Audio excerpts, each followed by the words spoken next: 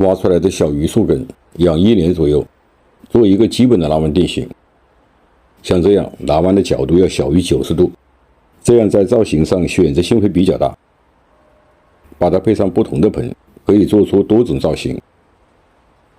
这样可以做成临水，树根再向下弯曲，也可以把它做成悬崖。这棵榆树就2条树根，把它做成悬崖抓力小，而且主干的这个部分缺少过多，弯曲变化中人工痕迹会突出。换一个玩法，顺其自然的去造型，这个弧形要稍作改变，其他的枝干也要做相应的调整，把树根自然弯曲的线条凸显出来。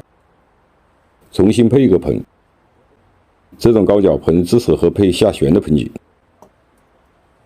配这种小浅盆试试，这样看上去树根的线条是否更加突出？树桩上盆配一个什么样的盆比较合适？配盆要与树桩的大小以及造型的形式相匹配，要多观察总体的组合，确定造型的方向，再去用不同的盆做比较。树根不要留得太多，给新生的树根要留足空间，这样才会增强树桩的吸收能力，上盆之后树桩才会生长好。像这种提起来的阴根，裸露在外，用塑料膜把它包好。再来看看对这2条树根的调整。调根主要是调树根之间的聚散，像这2条树根，把它聚得过浓，总体上会显得单瘦，而且会站立不稳。把树根分得太开，在视觉上会形成各不相干，从枝干到树根，总体的线条就会显得凌乱。对树根调整之后，要像这样聚散有度，根之间有起伏的变化。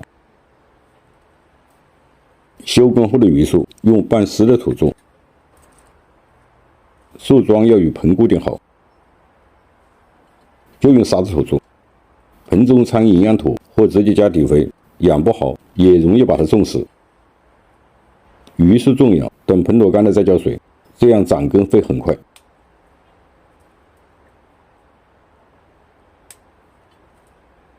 主干的变化角度调整一下，转折的角度要调小，主干向回拉，形成一个锐角，枝干的转折突出才会更显力道。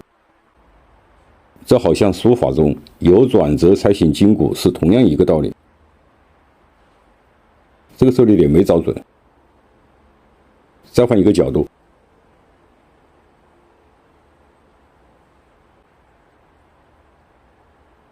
把它固定好。调整好后，要能从多方向去观察，盆景还是四面成景为好，尤其是小盆景，在掌上把玩的东西。这个主干的线条变化方向就是竖式方向，这种类似于文人树的造型，出枝要简洁，出枝的方向要与主干行走的方向趋同，这样才能形成竖式，所造的形才能产生动感。把枝条朝竖式方向吊拉，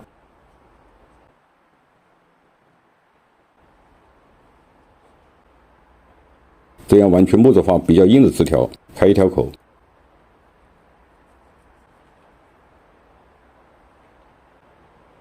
包好胶带，直接盘扎定位。